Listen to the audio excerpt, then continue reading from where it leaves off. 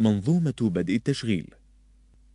تحدثنا سابقا عن كيفية توليد الحركة الدورانية في المحرك وعن كيفية تقويتها أو مضاعفة سرعتها عن طريق مبدل السرعات، وقد تحدثنا أيضا عن طريقة إيصال هذه الحركة الدورانية إلى العجلات في السيارة.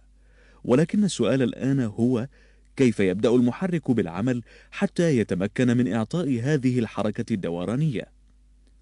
يحتاج المحرك للبدء بالعمل إلى جعله يدور عدة دورات حتى يتم شوط الانفجار في مكبس أو أكثر، مما يعني حصول المحرك على الطاقة الابتدائية المحركة لعمود المرفق، وبالتالي بدء عمل المحرك.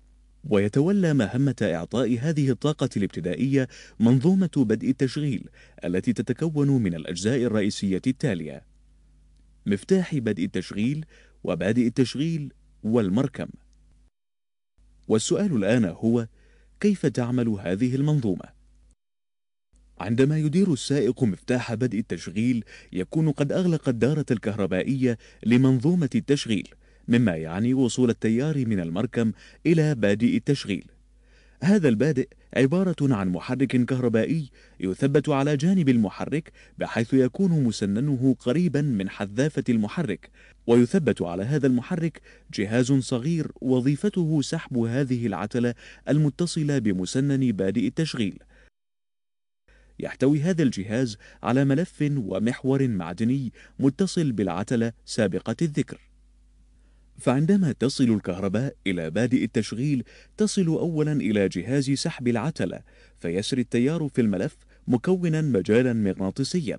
هذا المجال يقوم بجذب المحور المعدني المتصل بالعتلة التي تقوم بدورها بدفع مسنن بادئ التشغيل باتجاه الحذافة المسننة بحيث تتداخل كل من مسنناتهما.